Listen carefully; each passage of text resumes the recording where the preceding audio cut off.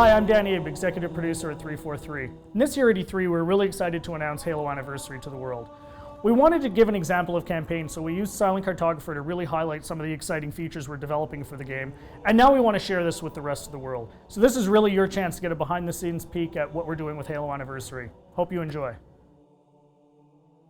Okay, so let's dive right in and take a look at Silent Cartographer. This is exactly the same demonstration we gave to the press at E3.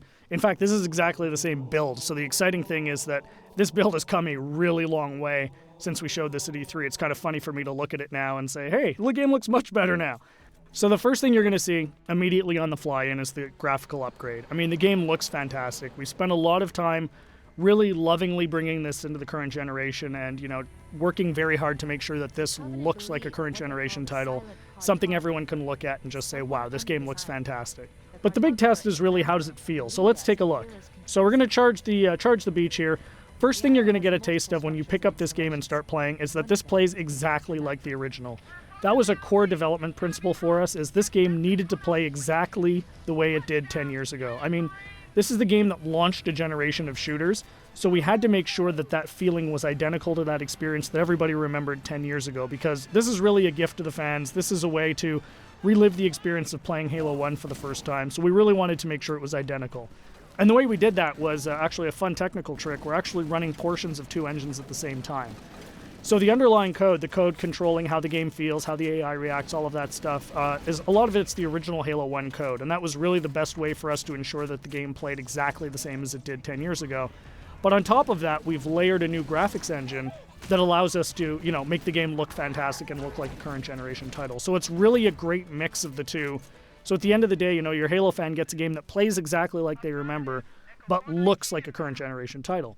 We get some other benefits from this as well. As I said earlier, and I say this all the time, the primary goal for this game is to make sure Halo fans can relive the experience of what it was like to play 10 years ago.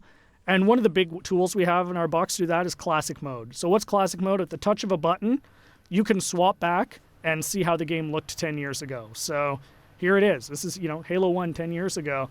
And it's really a magical feature for Halo fans, because this just lets you go back in time and see exactly how this game looked 10 years ago. But the fun part is you can come back at any time.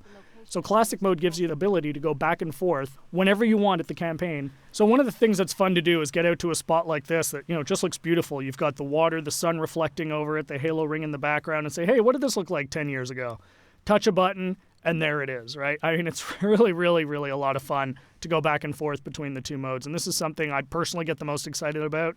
And I think, the fans are really going to love it too. This was definitely a big win at E3. As you can see, the other benefits you get from the new version is you've got the splash effects, the dust effects as you get back onto the beach. The game just looks great.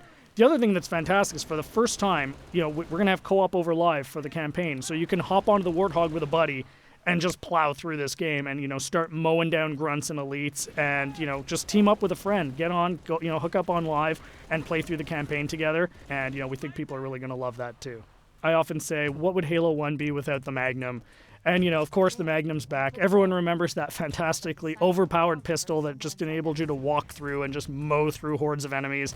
Tremendous amount of fun. So, we're excited to bring that back as well. Again, you can see the game plays exactly the same as it did. Cannot highlight that enough. That was really, really important for us to make sure that this game played the same as it did, because this is really an iconic game. This is the game that convinced a lot of people, myself included, that you could actually have a fun first-person shooter experience on the console. I mean, I was a hardcore PC shooter guy, who said you're never going to make a game on the console that is going to, make me want to play. And this is the game that changed my, my impression of it.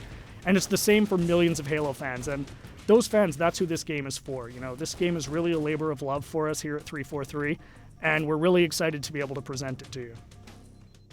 So there's your sneak peek of Silent Cartographer. Really just the tip of the iceberg. We've got a lot more features we're going to announce as we get closer to launch.